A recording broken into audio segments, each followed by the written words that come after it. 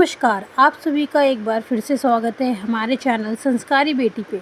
ओम नमो नारायण। ओम नमो भगवते वासुदेवाय नमः। आप सभी को सावन पूर्णिमा की हार्दिक शुभकामनाएं। सावन पूर्णिमा के दिन सुनिए भगवान विष्णु की ये पौराणिक कथा। पौराणिक कथा के अनुसार एक नगर में एक सेठ और सेठानी रहते थे। सेठानी रोज भगवान विष्णु की पूजा किया करती थी और सेठ जी को उनकी भगवान विष्णु की पूजा करना बिल्कुल भी अच्छा नहीं लगता था।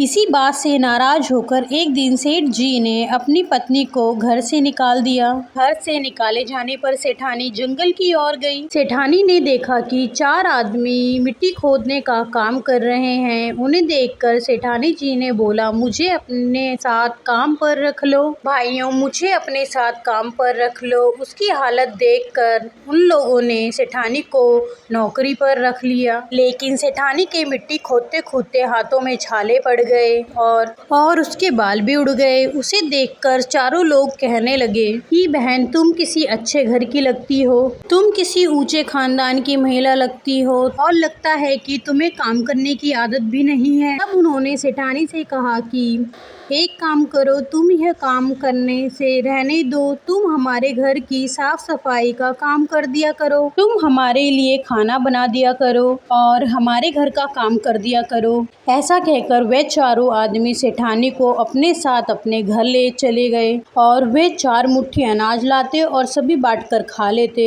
एक दिन सेठानी ने कहा उन चारों से कि कल से तुम 8 मुट्ठी अनाज लेकर आना, और चारों आदमी इस बात के लिए तैयार हो गए और अगले दिन वह 8 मुट्ठी अनाज लेकर आए। तब सेठानी पड़ोस में गई और वहां से थोड़ी सी आग मांग के ले आई। अब उसने भोजन बनाया। सबसे पहले उसने भगवान विष्णु को भोग लगाया और उसके बाद सभी लोगों को खाना दिया। सारे भाई बोले कि बहन, आज तो खाना बहुत पौष्टिक और स्वादिष्ट बना है। तब सेठानी ने उनकी बात सुनकर कहा कि भगवान का झूठा है तो स्वादिष्ट तो होगा ही। अब उधर सेठानी के घर से जाने के बाद सेठ भूखा रहने लगा और आसपास के लोग सेठ से कहने लगे, अरे ये तो सेठानी के भाग्य से ही खाता था। और इस तरह लोगों की ताने सुनकर सेठ को आखिरकार अपनी गलती का एहसास हो गया और एक दिन सेठ अपनी सेठानी को ढूंढने के लिए घर से चल दिया और उसने सेठानी को कई जगह ढूंढा और वह ढूंढते ढूंढते उसी जंगल में पहुंच गया। वहाँ पर भी चारों आदमी मिट्टी खोदने का काम कर रहे थे।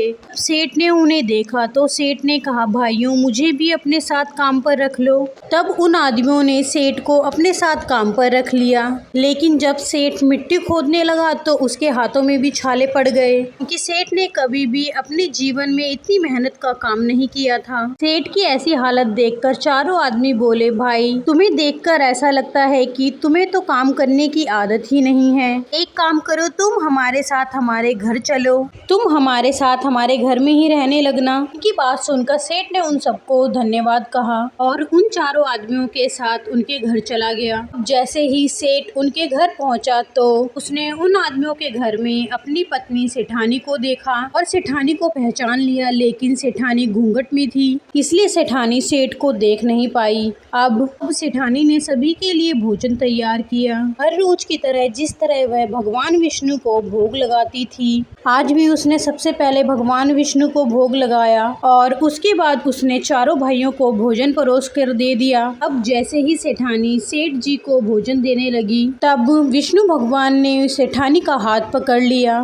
भाई बोले, अरे बहन, तुम क्या कर रही हो? तब सेठानी बोली कि भाई, मैं तो कुछ भी नहीं कर रही हूँ, मेरा हाथ भगवान विष्णु जी ने पकड़ लिया है। उसकी बात सुनकर वह चारों आदमी, जिन्हें सेठानी अपना भाई मानती थी, बहन, हमें भी अपने भगवान विष्णु के दर्शन कराओ। तब सेठानी ने भगवान विष्णु जी से प्रार्थना की कि हे भगवान विष्णु जी, मेरी भक्ति और मेरे विश्वास की लाज रखो और आज हमें दर्शन दे ही दो। इस तरह सेठानी के प्रार्थना करने पर भगवान विष्णु उस पर प्रसन्न हो गए। तब भगवान विष्णु प्रसन्न होकर सभी को साक्षात दर्शन दिए। तब सेठ को सेठानी पर विश्वास हो गया। सेठ ने अपने बुरे व्यवहार के लिए सेठानी से माफी मांगी और अपने लिए सेठानी से क्षमा मांगी और सेठानी से प्रार्थना की अपने साथ चलने के लिए। और तब उन चारों आदमी ने अपनी बहन को बहुत सारा धन देकर विदा किया। अब सेठानी के साथ साथ सेठ भी भगवान विष्णु की रोज पूजा करने लग गया और वह दोनों ही समय भगवान विष्णु को भोग भी लगाने लग गया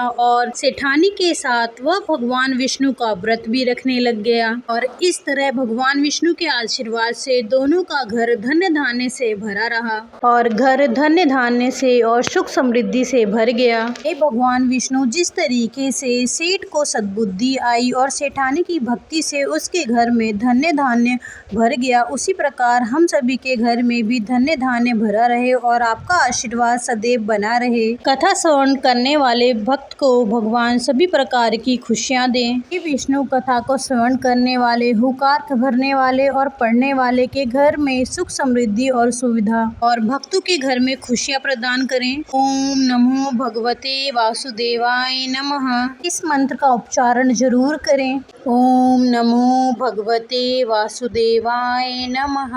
आपको ये कथा कैसी लगी कृपया करके कमेंट करके ज़रूर बताएं और कमेंट में ओम नमो भगवते वासुदेवाय नमः ज़रूर लिखें। अगर आपने हमारे चैनल संस्कारी बेटी को सब्सक्राइब नहीं किया है तो चैनल सब्सक्राइब कर लें ताकि ऐसी जुड़ी जानकारी आपको समय पे मिल सके। चैनल को लाइक करें और ये कथा अपने परिजनों के साथ शेयर करें। धन्यवाद आप सभी का हमसे जुड़े रहने के लिए। ओम नमो भगवते वासुदेवाय नमः।